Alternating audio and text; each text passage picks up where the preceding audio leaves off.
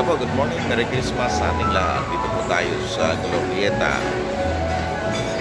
Dito po tayo ngayon.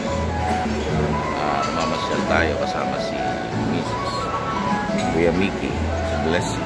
Dito kami sa Manam. Umagahan, tanghalian, meriendahan, hapunan. Yan palang ibig sabihin ng Manam. Yun, Comfort Filipino Food. Napakaraming tao sa loob, kaya hindi kami basta-basta nakapasok agad. Yan. Tapos meron ditong Texas, Roadhouse, Italianis. Yan, nandito po ang napakaraming kainan. Nandito po ang mga mamahaling pagkain, masarap na pagkain sa Glorieta at mga sikat na mga gamit.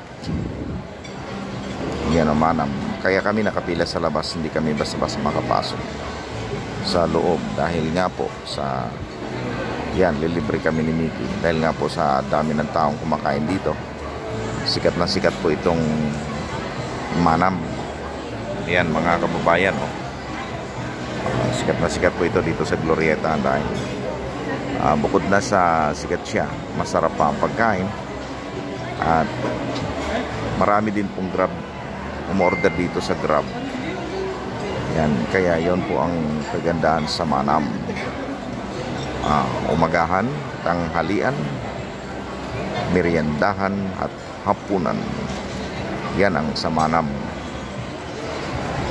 Kaya titikman natin mamaya. Kaya lang nakapila pa kami, hindi pa kami pwedeng makapasok dahil sa dami po mga tao dito, mga kababayan. Yan.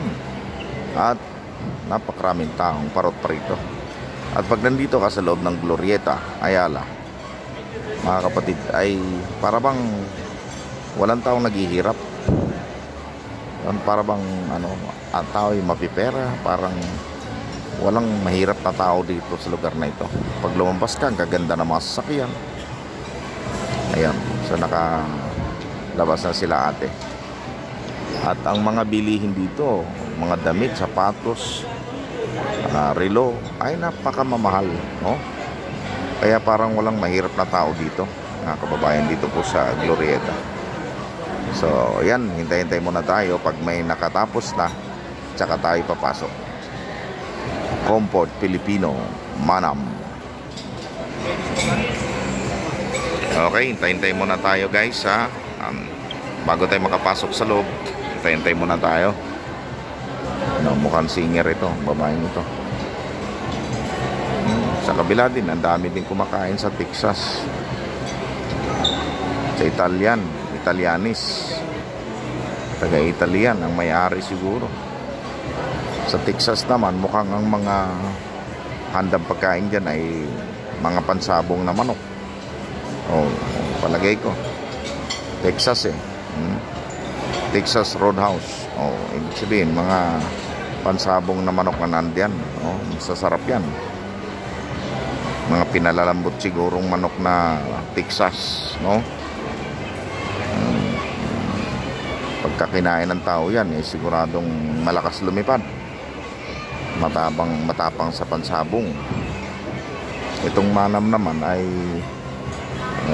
original Filipino food na pagkain. Ang dami namin nakapilaw. Susunod na tayo. Gutom ka na. Ha? At saka anong oras to, Fred? Oo.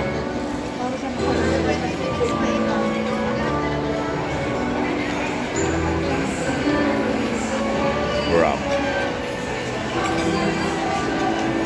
Ayan o, grab o. Ligot na. Tayo na.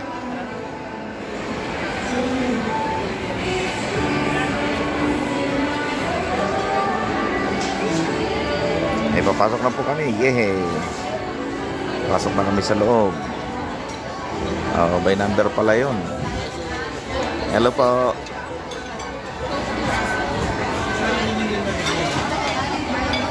Ayun, dito na po kami sa loob. Okay. Mabuha ka naman yan. Ang dami taong kumakain dito talaga.